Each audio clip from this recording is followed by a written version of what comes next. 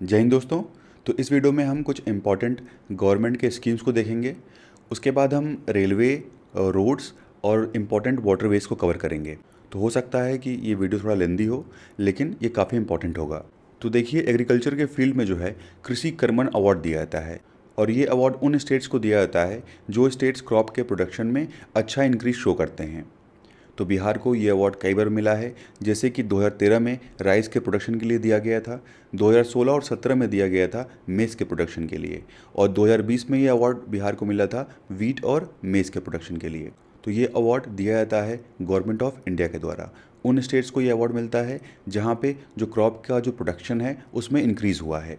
तो time to time Bihar की सरकार के द्वारा कई स्टेप्स लिए गए हैं जिसके थ्रू जो क्रॉप की इंटेंसिटी है हमारे स्टेट में उसको इंक्रीज़ किया जा सके। तो जैसे बात करते हैं वेस्टर्न कोसी कैनल प्रोजेक्ट के बारे में, तो देखिए इसकी लंबाई जो है नेपाल में 35.13 किलोमीटर है और हमारे इंडिया में 56.69 किलोमीटर है, और इसका जो टोटल कॉस्ट है वो 803 करोड़ है। और इसकी वजह से मधुबनी के 15 ब्लॉक्स को पानी मिलेगा इरिगेशन के लिए, और दरभंगा के 5 ब्लॉक्स को वाटर मिलेगा इरिगेशन के लिए। इसके अलावा सरकार के द्वारा हर खेत तक सिंचाई का पानी योजना भी लॉन्च किया गया है, और ये योजना 7 निश्चय पार्ट 2 के अंतर्गत है। 7 निश्चय में क्या क्या आता है, तो youth power and progress of Bihar, यानी कि जो बिहार के यूथ्स हैं उनको उनका जो स्किल है वो डेवलप किया जाएगा। उसके बाद है स्ट्रॉन्ग वुमेन एबल वुमेन, यानी कि जो महिला एंटरप्रेन्योर हैं उनको लगभग 5 लाख तक का फ्री लोन सरकार प्रोवाइड करेगी।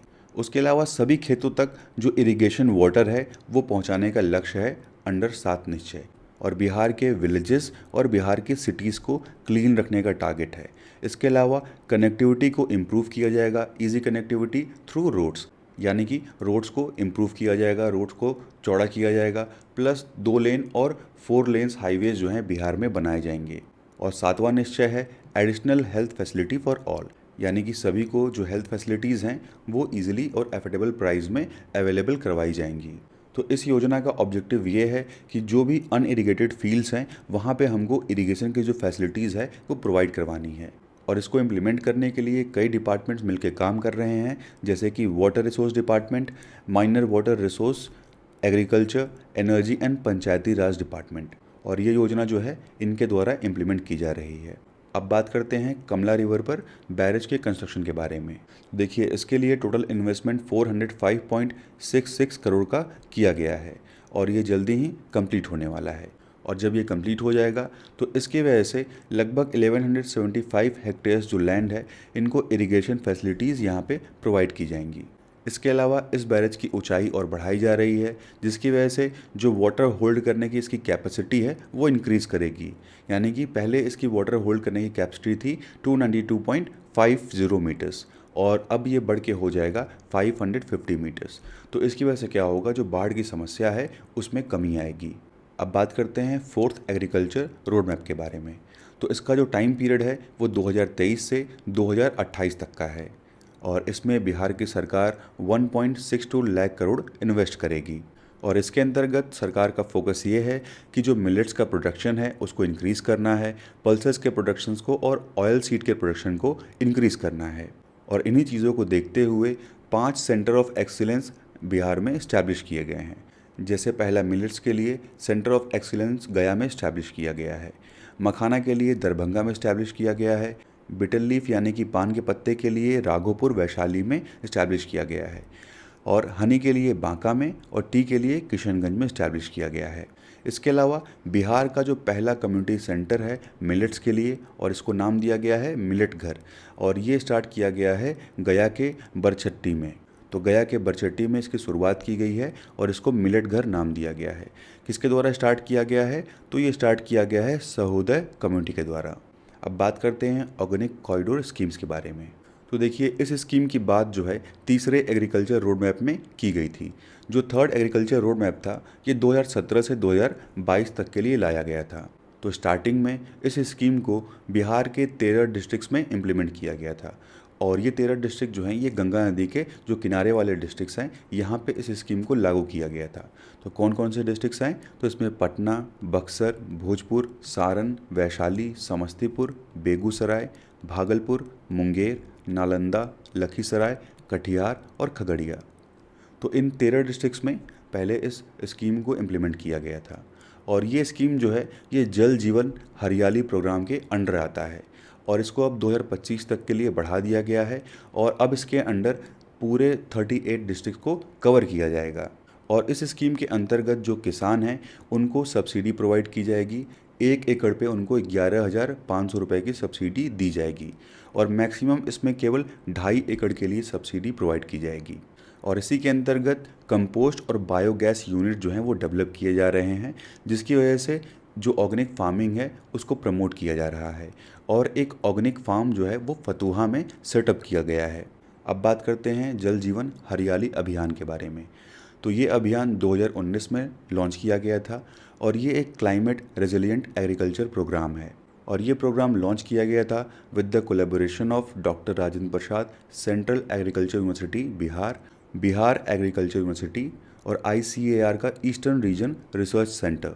तो इनके कोलैबोरेशन में जल जीवन हरियाली अभियान लॉन्च किया गया था और अब इसको 2025 तक के लिए एक्सटेंड कर दिया गया है। नेक्स्ट है प्रधानमंत्री किसान सम्मान निधि योजना। 2019 में इसको लॉन्च किया गया था और इस योजना के तहत किसानों को 6,000 रुपये प्रति वर्ष दिए जाएंगे और ये 6,000 रुपये जो है 3 इंस्टॉलमेंट्स में मिलेंगे। तो इसका एम था कि जो फार्मर्स हैं उनके इनकम को इंक्रीज़ किया जाए। नेक्स्ट है PM कृषि सिंचाई योजना। इसको 1 जुलाई 2015 को लॉन्च किया गया था और इस पे जो मेन फोकस था वो था कि पर ड्रॉप मोर क्रॉप, यानी कि हमको कम से कम पानी यूज़ करना है और जो प्रोडक्टिविटी है वो ज़्यादा से ज़्यादा करना है। तो इस प्रोग्राम के अंतर्गत वाटर को एफिशिएंट तरीके से यूज़ करने की बात की गई थी और 2025 में बिहार की सरकार के द्वारा 80% सब्सिडी दिया जा रहा है ड्रिप और मिनी स्प्रिंकलर सिस्टम्स पे। और ये सब्सिडी प्रधानमंत्री कृषि सिंचाई योजना के अंतर्गत दिया जा रहा है। इसके पहले सब्सिडी जो है 55% की थी, यानी कि अगर 100 रुपये लगता है मशीन खरीदने में तो इसमें से 55 रुपीज़ वापस हो जाएंगे, लेकिन अब इसको बढ़ा के 80% कर दिया गया है। नेक्स्ट है Bihar state crop assistant scheme. तो इस स्कीम के अंतर्गत ऐसे किसान जिनकी फसल बर्बाद हो गई है बाढ़ की वजह से या सूखे की वजह से, तो उनको सहायता राशि दी जाएगी और इसके अंतर्गत सभी किसान एलिजिबल होंगे। और जो अमाउंट डिसाइड किया जाएगा, यानी कितना सहायता प्रोवाइड करना है, कितना अमाउंट किसान को देना है, ये अमाउंट डिसाइड किया जाएगा directorate of economics and statistics के द्वारा। और अगर मान लीजिए जो क्रॉप है उसमें 20% से कम डैमेज होता है तो पर हेक्टेयर के लिए 7,500 रुपीज़ मिलेंगे। वहीं अगर 20% से ज़्यादा डैमेज हो गया क्रॉप तो यहाँ पे 10,000 रुपये पर हेक्टेयर दिए जाएंगे और ये पैसा सिर्फ 2 हेक्टेयर्स के लिए मिलेगा। तो इसमें पहले वेजिटेबल्स को इंक्लूड नहीं किया गया था, लेकिन अब वेजिटेबल्स को भी इंक्लूड कर लिया गया है और यहाँ पे जो है वेजिटेबल्स के लिए 10,000 रुपये किसानों को दिए जाएंगे। तो ऐसे किसान जिनका जो फसल है वो बाढ़ की वजह से या सूखे की वजह से बर्बाद हो गया हो तो उनको इस स्कीम के अंतर्गत सहायता प्रदान की जाएगी। नेक्स्ट है असिस्टेंट फॉर ड्रॉट डिस्ट्रिक्ट। तो देखिए अक्टूबर 2022 में बिहार के ऐसे 11 डिस्ट्रिक्ट को चूज़ किया गया जहाँ पे काफ़ी बाढ़ की समस्या थी। तो उसको देखते हुए वहाँ पे जो किसान थे तो उनको लगभग 3,500 रुपीज़ जो हैं वो प्रोवाइड किए गए। नेक्स्ट है मौसम बिहार मोबाइल ऐप। तो इसको लॉन्च किया गया था मई 2023 में बिहार के CM नीतीश कुमार जी के द्वारा। तो जब नीतीश कुमार जी गए थे बिहार वेदर सर्विस सेंटर का इनॉग्रेशन करने, तो उसी टाइम ये मौसम बिहार मोबाइल ऐप जो है ये लॉन्च किया गया था और ये ऐप डेवलप किया गया है बिहार वेदर सर्विस सेंटर के द्वारा। ठीक है, तो बिहार मौसम ऐप जो है बिहार वेदर सर्विस सेंटर ने डेवलप किया है और इस तरीके का ऐप लॉन्च करने वाला बिहार जो है इंडिया का पहला स्टेट बन जाता है। और इस ऐप के थ्रू जो किसान हैं उनको मौसम के बारे में सही जानकारी मिल सकती है। नेक्स्ट है नेशनल मखाना रिसर्च सेंटर। तो देखिए जो मखाना रिसर्च सेंटर है दरभंगा का, अब इसको नेशनल स्टेटस प्रोवाइड कर दिया गया है और इसका फ़ायदा होगा जो किसान मखाना उगा रहे हैं उनको। तो बात करें इस रिसर्च सेंटर के अचीवमेंट्स के बारे में, तो देखिए इस सेंटर के द्वारा जो है मखाना की एक अलग वैरायटी डेवलप की गई है जिसको थॉर्नलेस मखाना कहा जा रहा है और ये मखाना की काफ़ी हाई यील्डिंग वैरायटी है। इसके अलावा वाटर एफिशिएंट फार्मिंग सिस्टम जो है वो डेवलप किया गया है, प्लस मखाना कम फिश फार्मिंग को प्रमोट किया जा रहा है। इसके अलावा 1000 से अधिक किसानों को अभी तक ट्रेन किया जा चुका है इस सेंटर में। नेक्स्ट है खरीफ महा अभियान। तो इसके अंतर्गत जो खरीफ क्रॉप्स होते हैं उनके बारे में अवेयरनेस दी जा रही है किसानों को। और 2023 में इसको लॉन्च किया गया था बिहार के सीएम और बिहार के डिप्टी सीएम के द्वारा। नेक्स्ट है एग्रीकल्चर मैकेनाइजेशन स्कीम। तो इस स्कीम के अंतर्गत बिहार की सरकार के द्वारा एग्रीकल्चर इक्विपमेंट प्रोवाइड किया जा रहा है फार्मर्स को, और ये दिया जा रहा है सब्सिडी पे।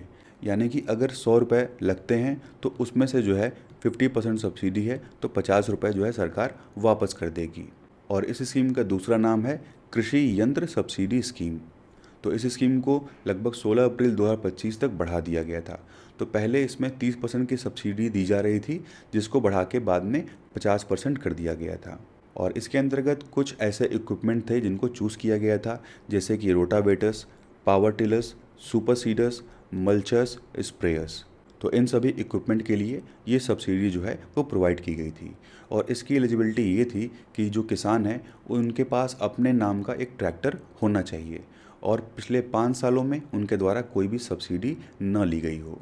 नेक्स्ट है ई कृषि। तो देखिए, बिहार के एग्रीकल्चर सेक्टर को इम्प्रूव करने के लिए और फार्मर्स के इनकम को बढ़ाने के लिए गवर्नमेंट जो है एग्रीकल्चर में टेक्नोलॉजी का यूज़ कर रही है। और इसी को देखते हुए गवर्नमेंट ने ई चौपाल ऐप और बिहान ऐप लॉन्च किया। तो ऐसे एरियाज़ जहाँ पे बाढ़ की समस्या होती है, तो उन एरियाज़ में अब टेक्नोलॉजी का यूज़ किया जाएगा, चाहे वहाँ बाढ़ आ रही हो, चाहे वहाँ पे सूखा आ रहा हो या साइक्लोन आ रहा हो। तो इन सभी समस्याओं का पहले से ही पता चल जाए, इसीलिए ये ऐप लॉन्च किया गया है। तो इस ऐप के थ्रू किसानों को पहले से ही जानकारी दे दी जाएगी, जिसकी वजह से जो नुकसान है उसके चांसेस कम हो जाएंगे। इसके अलावा कुछ ऐप और लॉन्च किया गया है, जैसे कि इंद्रवज्र, दृष्टि और बेफिक्र। प्लस जो आईआईटी पटना है, आईआईटी पटना के द्वारा एक डिवाइस जो है लॉन्च किया गया है, और ये डिवाइस पेंडेंट शेप का है और इस डिवाइस का नाम रखा गया है नीतीश। तो नीतीश का फुल फॉर्म है novel initiative technological interventions for safety of human lifes. और ये डिवाइस क्या करेगा कि ये device lightning, flood, heat wave और कोल्ड वेव की पहले से ही जानकारी किसानों को प्रोवाइड कर देगा। अब बात करते हैं बिहार में एनिमल हस्बेंड्री के बारे में। तो देखिए, बिहार में जो मेजर लाइफ स्टॉक है, इसमें काऊ, बुल, बुफेलो, गोट, शीप, हॉर्सेस और म्यूल्स हैं। इसके अलावा पोल्ट्री में जो है चिकन, हैन और डक है। अगर बात करें बिहार के लाइफ स्टॉक और ह्यूमन रेशियो के बारे में, तो इसमें जो है 30 पीपल्स पर एक एनिमल प्रेजेंट है, और ये रेशियो जो है नेशनल एवरेज से कम है। नेशनल एवरेज जो है 20 पीपल पे एक एनिमल है, और बिहार में 30 पीपल पे एक एनिमल है। वहीं अगर काऊ और बुल की बात करें तो 5 लोगों पे एक काऊ या एक बुल है। और बिहार में जो 60% मिल्क का प्रोडक्शन होता है वो होता है बुफेलोस की वजह से। और 2019 के 20th लाइफ स्टॉक सेंसस के अकॉर्डिंग जो टोटल लाइफ स्टॉक पॉपुलेशन है वो 36.55 मिलियन है, और इसमें जो चिकन और डक्स हैं इनकी संख्या 16.53 मिलियन है। अगर बात करें टोटल नंबर ऑफ़ एनिमल्स की, तो बिहार में 2003 में लगभग 27 मिलियन एनिमल्स थे, और 2019 में इनकी संख्या बढ़ के हो गई 36.5 मिलियन। और जो टोटल पॉपुलेशन है बिहार में लाइव स्टॉक का, उसमें से 42.1% सिर्फ और सिर्फ कैटल्स थे, यानी कि काऊ और बुल।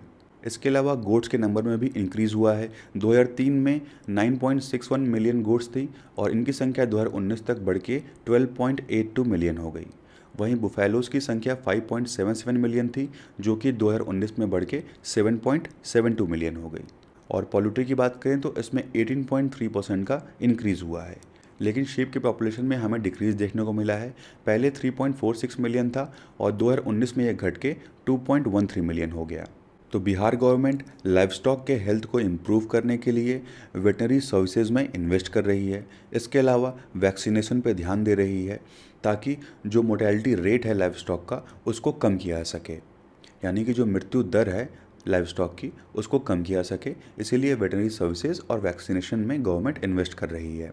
इसके अलावा सरकार ने एक artificial insemination plant Patna, Munger, Bhagalpur, Saharsa, Muzaffarpur, Purnia, Chhapra और बांका, यहाँ पे जो है एक आर्टिफिशियल इंसेमिनेशन प्लांट सेटअप किया गया है, जिसकी वजह से जो एनिमल की जो ब्रीडिंग क्वालिटी है, जो ब्रीड की जो क्वालिटी है उनकी, उसको इम्प्रूव किया जाएगा।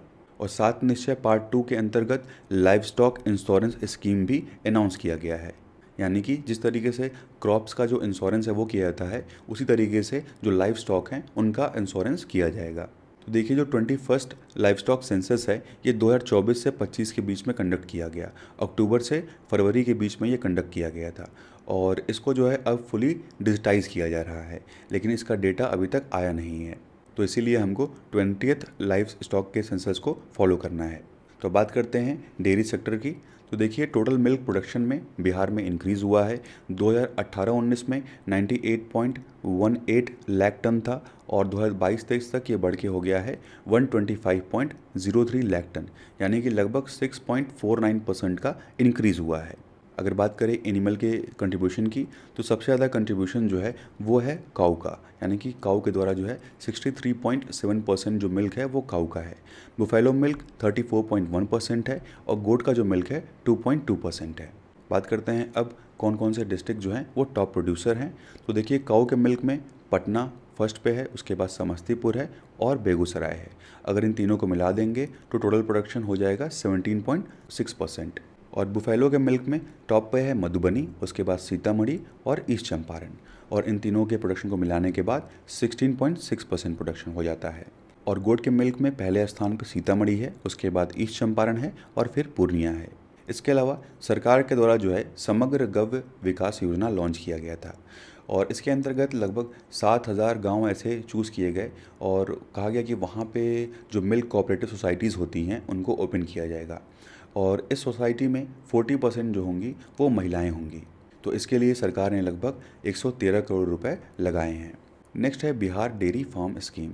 तो इस स्कीम के अंतर्गत 2024-25 में लगभग 8 लाख रुपए जो है सब्सिडी दिया जाएगा कैटल फार्मिंग के लिए। तो कैटल फार्मिंग के लिए सरकार 8 लाख रुपए तक का सब्सिडी प्रोवाइड करेगी और इसमें 50% जो है वो जनरल के लिए है और 75% ईबीसी, एससी और एसटी के लिए है। प्लस टारगेट ये भी है कि लगभग 3,583 जो डेयरी फार्म्स हैं वो ओपन किए जाएं बिहार में। नेक्स्ट है राष्ट्रीय गोकुल मिशन और ये मिशन जो है एक सेंट्रल मिशन है और इसके अंतर्गत जो इंडिजीनियस ब्रीड्स हैं तो उनको क्या किया जाएगा कि उनको जेनेटिकली डेवलप किया जाएगा, अपग्रेड किया जाएगा, जिसकी वजह से जो मिल्क का प्रोडक्शन है वो इंक्रीज़ करेगा। इसके बाद है national programme for dairy development. तो इस प्रोग्राम के अंतर्गत मिल्क और मिल्क के जो प्रोडक्ट्स हैं उनकी क्वालिटीज़ को इम्प्रूव किया जाएगा और इसके लिए बिहार के लिए जो है 263.24 करोड़ रुपीज़ अप्रूव किए गए हैं। इसके अलावा animal husbandry infra development fund जो है वो अनाउंस किया गया है और 2 डेयरी की जो प्रोसेसिंग यूनिट्स हैं वो बिहार में लगाई जाएंगी और इसके लिए 125.40 करोड़ इन्वेस्ट किया गया है। इसके अलावा बिहार गवर्नमेंट डेयरी कोऑपरेटिव और फार्मर प्रोड्यूसर ऑर्गेनाइजेशन को सपोर्ट करेगी, यानी कि इनको जो है काफ़ी कम इंटरेस्ट पे, काफ़ी कम ब्याज पे लोन प्रोवाइड किया जाएगा। नेक्स्ट है पोल्ट्री फार्मिंग ग्रोथ के बारे में। तो देखिए बिहार में जो एग का प्रोडक्शन है वो 17 से 18 और 21 से 22 के बीच में लगभग 26.9% से ग्रो किया है, यानी कि ये 26.9% जो है ये एनुअल ग्रोथ है। वहीं 2018 से 19 और 22 से 23 के बीच में ये एनुअल ग्रोथ 4.9% है। और जो मीट का प्रोडक्शन है वो 2017 और 18 से लेके 2021-22 के बीच में लगभग 3.3% से ग्रो किया है और ये भी ग्रोथ जो है ये एनुअल ग्रोथ है। इसके अलावा सरकार ने बिहार मुर्गी पालन योजना भी 2025 में लॉन्च किया है और इसके अंतर्गत 40% सब्सिडी दी जाएगी ऐसे लोगों को जो कि पोल्ट्री फार्म्स ओपन करते हैं। तो जो पोल्ट्री फार्म ओपन करेंगे उनको सरकार 40% सब्सिडी प्रोवाइड करेगी अंडर बिहार मुर्गी पालन योजना। बात करते हैं फिशरीज सेक्टर के बारे में। तो देखिए बिहार में रिवर्स प्रेजेंट है, कैनल्स हैं, लेक्स, पॉन्ड्स, ये सब प्रेजेंट है। तो इन्हीं सब चीज़ों की वजह से प्लस गवर्नमेंट के सपोर्ट की वजह से जो फिश का प्रोडक्शन है उसमें इंक्रीज़ हुआ है। 2018 से 19 के बीच में लगभग 6 लाख टन जो फिश है वो प्रोड्यूस हो रही थी और वहीं 2022-23 में ये बढ़ के 8.46 लाख टन हो गया है, यानी कि जो इसमें एनुअल ग्रोथ है वो 8.9% की है। तो पिछले 5 सालों में 8.91% की एनुअल ग्रोथ रही है। और 2023-24 के डाटा के अकॉर्डिंग बिहार में जो फ़िश का प्रोडक्शन हुआ है वो 8.73 लाख टन हुआ है, यानी कि फ़िश के प्रोडक्शन के मामले में बिहार इंडिया में चौथे स्थान पे है। सबसे ज़्यादा फ़िश जो है आंध्र प्रदेश प्रोड्यूस करता है। तो याद रखिएगा बिहार फ़िश के प्रोडक्शन में 4th रैंक पे है। अगर बात करें टॉप डिस्ट्रिक्ट्स की तो सबसे ज़्यादा फ़िश प्रोडक्शन होता है मधुबनी में, उसके बाद दरभंगा में, फिर 3rd पे है ईस्ट चंपारण और सबसे लोवेस्ट फिश प्रोडक्शन है जहानाबाद का। नेक्स्ट है चीफ मिनिस्टर इंटीग्रेटेड चौर डेवलपमेंट स्कीम और इस स्कीम के तहत जो चौर लैंड्स हैं, जो चौर वाले एरियाज़ हैं, इन चौर लैंड्स पे एक्वाकल्चर किया जाएगा। और इसके लिए सरकार 50% सब्सिडी जनरल कैटेगरी के लोग को प्रोवाइड करेगी, 70% ईबीसी, एससी और एसटी को प्रोवाइड करेगी। नेक्स्ट स्कीम है रिजर्वायर फिशरीज डेवलपमेंट स्कीम। तो फिश के प्रोडक्शन को बढ़ाने के लिए, प्रमोट करने के लिए ये स्कीम गवर्नमेंट के द्वारा लाया गया है। इसके अलावा प्रधानमंत्री मत्स्य संपदा योजना है, जो कि टेक्नोलॉजी का यूज़ करके फ़िश की प्रोडक्टिविटी और फ़िश की क्वालिटी को इम्प्रूव करने की बात करता है। और इस योजना के अंतर्गत बिहार ने 1390 करोड़ रुपए इन्वेस्ट किए हैं और इसमें से 535 करोड़ रुपए जो है वो सेंट्रल गवर्नमेंट के द्वारा दिए गए हैं। और इसी के अंतर्गत सीतामढ़ी में एक फ़िश का ब्रॉड बैंक सेटअप किया गया है और ये ब्रॉड बैंक जो है ये फ़िश की क्वालिटी को इम्प्रूव करेगा। इसके अलावा किशनगंज में एक aquatic disease referral laboratory setup किया गया है और ये लेबॉर्ट्री जो है डिजीज़ को डायग्नोज करने में हेल्प करेगा। तो आइए अब बात करते हैं बिहार में ट्रांसपोर्ट और कम्युनिकेशन के बारे में। तो देखिए, बिहार में 4 तरह के ट्रांसपोर्ट यूज़ किए जाते हैं: rail route, road root, water और एयर रूट। पहले हम स्टार्ट करते हैं रोड रूट से। तो देखिए, रोड रूट के लिए ज़िम्मेदार है जो ट्रांसपोर्ट डिपार्टमेंट है बिहार का। तो बिहार का ट्रांसपोर्ट डिपार्टमेंट जो है वो रेगुलेटरी डिपार्टमेंट है for implementation and enforcement of various provisions of motor vehicle act of 1988। तो जो 1988 का मोटर व्हीकल एक्ट है उसके प्रोविज़न को लागू करवाना, इन्फोर्स करवाना, ये काम है बिहार के ट्रांसपोर्ट डिपार्टमेंट का। और इनका ऑब्जेक्टिव है कि ये fully integrated active transport system public को प्रोवाइड करें। तो बिहार में सबसे ज़्यादा यूज़ किया जाने वाला जो ट्रांसपोर्ट है वो रोड ट्रांसपोर्ट है। 2024-25 में बिहार में जो मोटर व्हीकल रजिस्टर हुए वो लगभग 13.82 लाख हुए और 2023-24 में 13.19 लाख हुए थे, यानी कि लगभग इसमें 5% का इंक्रीज़ हुआ है। और जो मैक्सिमम रजिस्ट्रेशन देखा गया ये मोटरसाइकिल और स्कूटर्स में देखा गया, 11 लाख से अधिक रजिस्ट्रेशन हुआ है सिर्फ एक साल में। इसके अलावा 77,000 प्लस जो कार्स हैं वो रजिस्टर की गई हैं, 74,000 प्लस ई रिक्शाज रजिस्टर किए गए हैं, 37,000 प्लस जो 3 व्हीलर्स हैं वो रजिस्टर किए गए हैं। प्लस जो हैवी व्हीकल्स हैं लगभग 2494 buses, 411 omni buses, 19,000 plus tractors जो हैं 2024-25 में रजिस्टर किए गए हैं। देखिए, बिहार में पर लैख पॉपुलेशन पे जितनी रोड की लेंथ होनी चाहिए उतनी नहीं है, काफ़ी कम है। जैसे कि अगर हम इंडिया का एवरेज देखेंगे तो जो हमारा नेशनल एवरेज है वो 10.90 किलोमीटर है, यानी कि 1 लाख पॉपुलेशन पे 10.90 किलोमीटर की रोड है। वहीं बिहार में 1 लाख की आबादी पे 4.54 किलोमीटर की रोड है, जो कि काफ़ी कम है नेशनल एवरेज से। और रोड के मामले में जो डिस्ट्रिक्ट्स लीड कर रहे हैं उसमें सबसे पहला है पटना, उसके बाद गया, तीसरे पे सुपौल, उसके बाद नालंदा है, फिर मुजफ्फरपुर है। वहीं बैकवर्ड डिस्ट्रिक्ट्स में सबसे पहले शिवहर, फिर मुंगेर, फिर लखीसराय है। तो याद रखिएगा, ट्रांसपोर्ट के मामले में सबसे लीडिंग डिस्ट्रिक्ट पटना है और सबसे बैकवर्ड जो है शिवहर है। अब बात करते हैं बिहार में नेशनल हाईवेज़ की। तो बिहार में जो नेशनल हाईवेज़ की लेंथ है वो 2014 में 4554 किलोमीटर थी। 2024 तक ये बढ़ के 6132 किलोमीटर हो गई है, यानी कि 10 साल में लगभग 36% का इंक्रीज़ देखने को मिला है।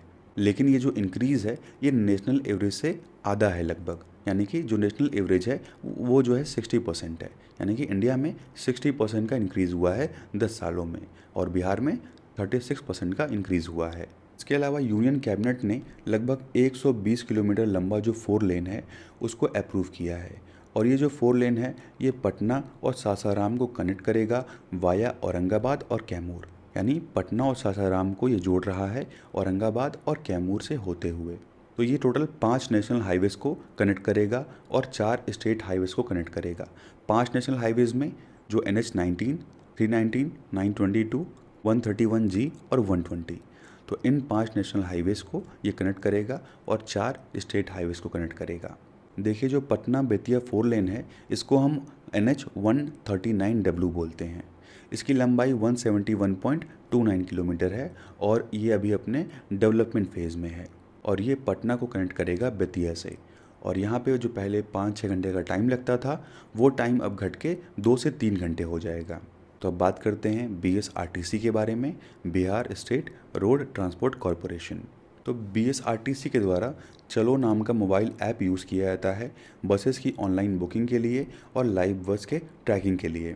इसके अलावा बिहार के इलेक्ट्रिक बसेस में इंक्रीज़ देखने को मिला है। पटना को लगभग 150 ई बसेस जो हैं वो मिलने वाली हैं और बिहार को टोटल लगभग 400 ई बसेस जो हैं मिलने वाली हैं।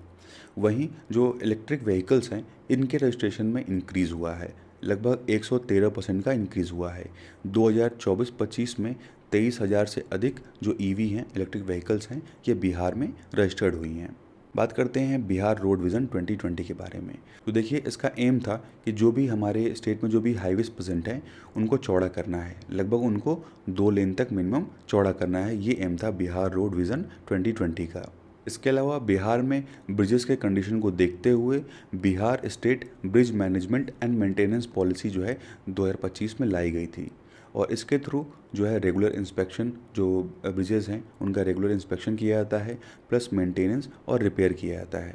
और ये स्कीम इसलिए लाया गया था क्योंकि बिहार में पुल गिरने के जो केसेस हैं वो काफ़ी ज़्यादा सुनाई दे रहे थे। तो बात करते हैं ब्रिज प्रोजेक्ट के बारे में।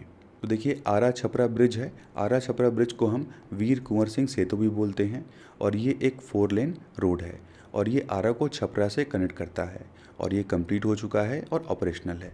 दूसरा है दीघा सोनपुर ब्रिज और ये एक रेल कम रोड ब्रिज है और ये भी कंप्लीट हो चुका है और ऑपरेशनल है।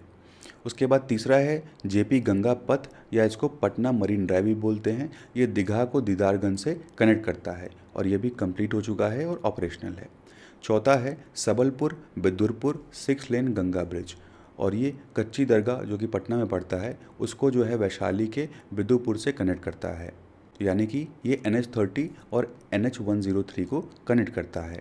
और ये जो 6 लेन ब्रिज है ये जल्दी ही कंप्लीट हो जाएगा और जब ये कंप्लीट हो जाएगा तो इसकी टोटल लंबाई होगी 19.76 किलोमीटर और इसमें से 9.76 किलोमीटर का मेन ब्रिज है और लगभग 10 किलोमीटर का अप्रोच रोड है।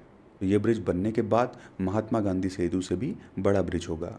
तो ये इंडिया का longest extra dozed cable stayed bridge है और ये ब्रिज किसके हेल्प से बनाया जा रहा है, तो एशियन डेवलपमेंट बैंक के हेल्प से ये ब्रिज जो है वो बनाया जा रहा है। इसके बाद है अटल पथ और ये पटना में पड़ता है और ये भी कंप्लीट हो चुका है और ऑपरेशनल है। अब बात करते हैं Bihar road infrastructure annual plan के बारे में। तो देखिए, इस प्लान के अंतर्गत लगभग 33,000 करोड़ रुपीस इन्वेस्ट किए जाएंगे। क्या क्या किया जाएगा इसमें, तो 526 किलोमीटर के जो रोड्स हैं उनको अपग्रेड किया जाएगा, 2 लेन और 4 लेन में बनाया जाएगा। इसके लिए लगभग 19,981 करोड़ रुपीस लगाए जाएंगे। इसके अलावा 74 किलोमीटर का 7 नया जो बाईपास है वो बनाया जाएगा और इसके लिए 6,040 करोड़ रुपीस इन्वेस्ट किए जाएंगे। प्लस 227 किलोमीटर का 2 लेन रोड बनाया जाएगा और इसके लिए 1597 करोड़ रुपीस इन्वेस्ट किए जाएंगे। और ब्रिजेस के डेवलपमेंट के लिए 3,758 करोड़ रुपीस इन्वेस्ट किए जाएंगे। Plus 19 new rail over bridges के लिए 2,085 करोड़ रुपीस इन्वेस्ट किए जाएंगे और इसके अंतर्गत 3 नए रेल ओवर ब्रिजेस जो हैं बेगूसराय में बनाए जाएंगे और गया सुजाता बाईपास को भी चौड़ा किया जाएगा। प्लस बांका, जमुई और सारण में जो रोड्स हैं वो चौड़े किए जाएंगे, उनको अपग्रेड किया जाएगा। इसके अलावा पटना सासाराम ग्रीनफील्ड हाईवे जो कि पटना को सासाराम से कनेक्ट करता है औरंगाबाद और कैमूर के थ्रू, तो इसको भी डेवलप किया जा रहा है। इसके अलावा एशियन डेवलपमेंट बैंक के फंड के हेल्प से बिहार स्टेट हाईवे प्रोजेक्ट 4 को लॉन्च किया गया है और इसके अंतर्गत बिहार के 260 किलोमीटर के हाईवेज़ को इम्प्रूव किया जाएगा। इसके अलावा एक 93 किलोमीटर का 4 लेन है जो कि कनेक्ट करता है गया, मानपुर, राजगीर, नालंदा और बिहार शरीफ को। तो इसके लिए जापान की इंटरनेशनल कोऑपरेशन एजेंसी है, ये पैसा इन्वेस्ट कर रही है और इसके हेल्प से गया से बिहार शरीफ को कनेक्ट किया जाएगा और इसके हेल्प से ये 4 लेन रोड जो है वो बनाया जाएगा। कुछ और प्रोजेक्ट्स हैं जैसे कि पटना गया डोभी हाईवे है, पटना आरा सासाराम कॉरिडोर है, वाराणसी रांची कोलकाता रूट है, रामनगर टू कच्ची दरगाह रूट है, Buxar to Bharauli Ganga 4 lane bridge है और गोपालगंज एलिवेटेड रोड है। तो ये सारे जो प्रोजेक्ट्स हैं ये बिहार में डेवलप किए जा रहे हैं। अब बात करते हैं कि करंट सिनारियो क्या है नेशनल हाईवेज़ और स्टेट हाईवेज़ का बिहार में। तो देखिए, बिहार का जो ट्रांसपोर्ट, स्टोरेज और कम्युनिकेशन सेक्टर है इसमें 7.6% की ग्रोथ हुई है और ये ग्रोथ जो है ये इंडिया में 3rd हाईएस्ट ग्रोथ है। तो हमारे बिहार में लगभग 3 लाख किलोमीटर ऑफ रोड जो है वो प्रेजेंट है। और रोड डेंसिटी के मामले में अगर हम देखेंगे तो इंडिया में बिहार की 8वीं रैंक है। तो याद रखिएगा, रोड डेंसिटी के मामले में इंडिया में बिहार की 8th रैंक है। इसके अलावा जो ग्रामीण इलाके के रोड्स हैं इसमें इंक्रीज़ हुआ है। 2005 में 835 किलोमीटर था और 2025 में ये बढ़ के हो गया है 1.17 लाख किलोमीटर। और 2024 तक जो टोटल लंबाई थी नेशनल हाईवेज़ की हमारे बिहार में वो 6131 किलोमीटर थी। और अगर इसको हम 2022 से कंपेयर करेंगे तो 2022 में 5969 किलोमीटर थी।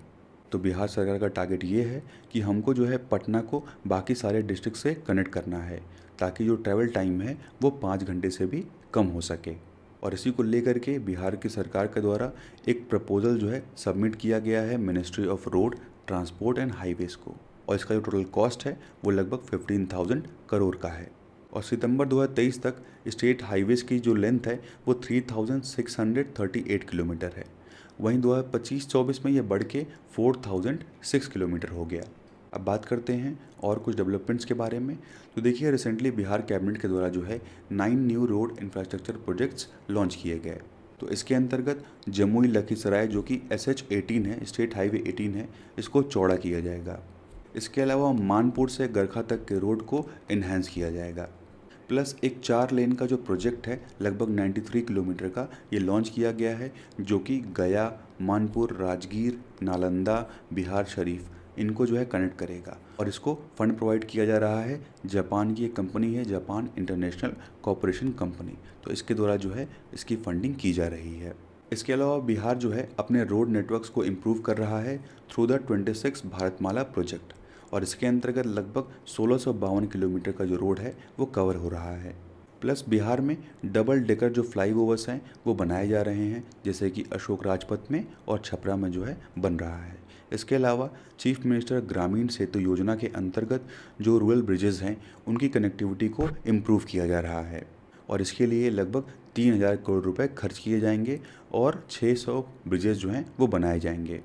इसके अलावा 2024 में सीएम प्रखंड परिवहन योजना लॉन्च किया गया था और इसका मेन मोटो था कि हमको जो है गांव से कनेक्टिविटी को इम्प्रूव करना है। तो जो रूरल एरियाज़ हैं बिहार में उनको जो है शहर से जोड़ना है। अब बात करते हैं बिहार के रेल ट्रांसपोर्ट के बारे में। तो देखिए, 2023 तक बिहार में जो टोटल लेंथ है रेलवेज़ की वो 7101 किलोमीटर है। और बिहार में 4 रेलवे जोन्स प्रेजेंट हैं। नॉर्थ ईस्टर्न रेलवे है, इसका हेडक्वार्टर गोरखपुर में है। ईस्टर्न रेलवे है, इसका हेडक्वार्टर कोलकाता में है। नॉर्थ ईस्टर्न फ्रंटियर रेलवे है, इसका हेडक्वार्टर मालीगांव गुवाहाटी में है। और ईस्ट सेंट्रल रेलवे है, इसका हेडक्वार्टर है हाजीपुर में। तो ईस्ट सेंट्रल रेलवे में आता है सोनपुर, समस्तीपुर, दानापुर, DDU यानी कि दीनदयाल उपाध्याय नगर जिसको मुगल सराय बोलते थे, इसके अलावा धनबाद। तो ये जो है बिहार, झारखंड, यूपी और MP का एरिया कवर करता है। बात करते हैं रामायण सर्किट स्कीम के बारे में। तो देखिए, रामायण सर्किट स्कीम्स के अंतर्गत जो है दरभंगा, बक्सर और सीतामढ़ी का डिस्ट्रिक्ट आता है। और इस स्कीम के तहत जो रामायण से जुड़े हुए साइट्स हैं उनको ट्रांसफॉर्म किया जा रहा है, जैसे कि जानकी बर्थ प्लेस है सीतामढ़ी में, सीताकुंड है ईस्ट चंपारण में, इसके अलावा सीतामढ़ी में पंथ पाकर है, और मधुबनी का फूलर स्थान है, और दरभंगा का अहिल्या स्थान है। तो ये सब जो है ये रामायण सर्किट के अंदर आते हैं और इनको डेवलप किया जा रहा है। इसके अलावा Varanasi to Howrah high speed rail जो है वो चलाई जाएगी और ये बक्सर, आरा, पटना, गया और नवादा होते हुए जाएगी। तो नेक्स्ट बात करते हैं मधेपुरा के इलेक्ट्रिक लोकोमोटिव फैक्ट्री के बारे में।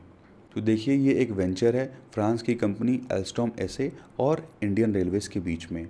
और मार्च 2025 तक एल्स्टॉम ने लगभग 500 जो इंजन्स हैं वो डिलीवर किए हैं और इनका टारगेट है कि इनको 11 साल में 800 इंजन डिलीवर करना है। तो ये अपने टारगेट के काफ़ी करीब अब पहुंच चुके हैं।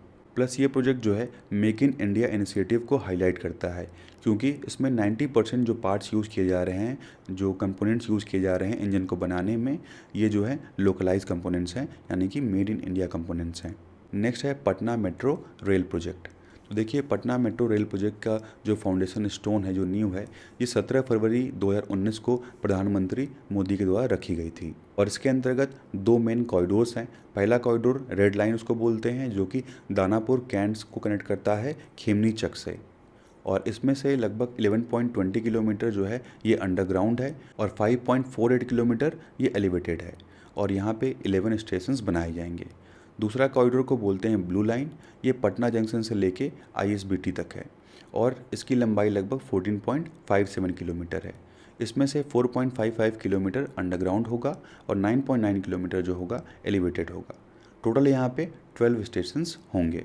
इसके अलावा मलही पकड़ी से लेके आईएसबीटी तक 6.49 किलोमीटर का प्रायोरिटी कॉरिडोर जो है वो बनाया जा रहा है और लगभग 80% से ज़्यादा ये कंप्लीट हो चुका है। और इसके अंडर में 5 एलिवेटेड स्टेशन आएंगे जैसे कि मलही पकड़ी, खेमनी चक, भूतनाथ रोड, 0 माइल और आईएसबीटी।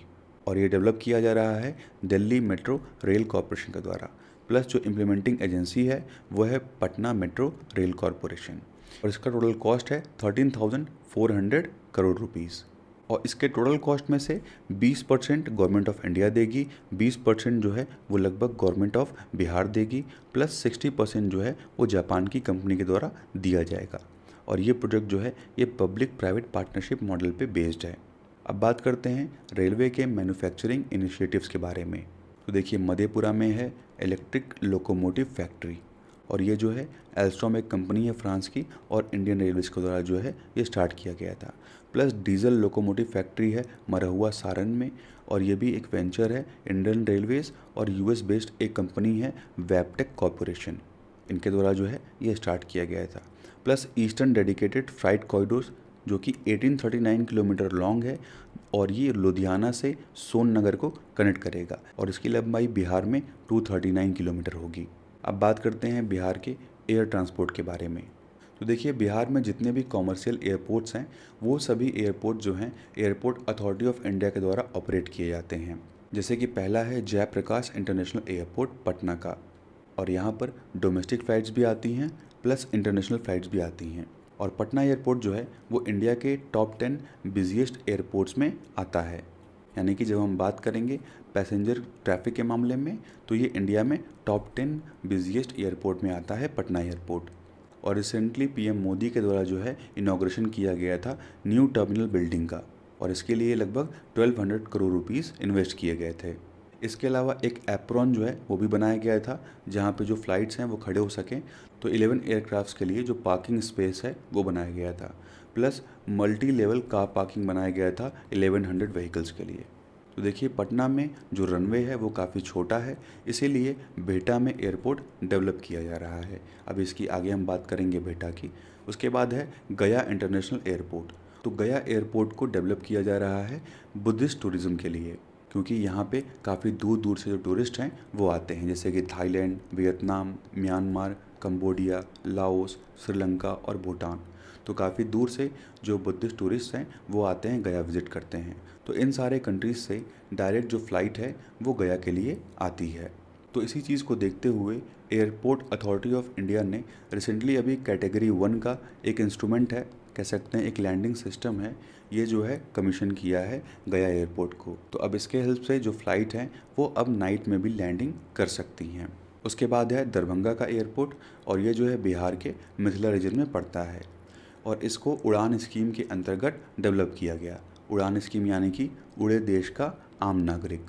तो इस स्कीम के अंतर्गत जो एयर ट्रैवल है उसको काफ़ी एक्सेसिबल और काफ़ी एफोर्डेबल बनाया जा रहा है। तो दरभंगा एयरपोर्ट जो है ये एक डोमेस्टिक एयरपोर्ट है और इसका जो बेस है ये इंडियन एयरफोर्स ओन करती है और लगभग 1950 के आसपास ये जो एयरपोर्ट है ये महाराजा कामेश्वर सिंह का अपना प्राइवेट एयरपोर्ट हुआ करता था। तो बिहार गवर्नमेंट फोकस कर रही है कि दरभंगा एयरपोर्ट को इंटरनेशनल एयरपोर्ट में डेवलप किया जाए। अब बात करते हैं बिहटा एयरपोर्ट के बारे में। तो बिहटा एयरपोर्ट जो है इस पर अभी काम चल रहा है और ये एक ब्राउन फील्ड एयरपोर्ट होगा। तो देखिए एक होता है ग्रीन फील्ड और एक होता है ब्राउन फील्ड। ग्रीन फील्ड का मतलब होता है कि पहले से वो एयरपोर्ट जैसे प्रेजेंट था उसको हम थोड़ा सा डेवलप कर रहे हैं या उसकी लेंथ को बढ़ा रहे हैं, वो ग्रीन फील्ड हो गया। ब्राउन फील्ड का मतलब हो गया कि हम शुरू से बिल्कुल शुरुआत कर रहे हैं, वहाँ पे कोई भी स्ट्रक्चर प्रेजेंट नहीं है, बिल्कुल स्टार्टिंग से हम बना रहे हैं, उसको हम बोलते हैं ब्राउन फील्ड। और ग्रीन फील्ड का मतलब हो गया कि पहले से स्ट्रक्चर प्रेजेंट था, उसको हम बस थोड़ा सा डेवलप कर रहे हैं।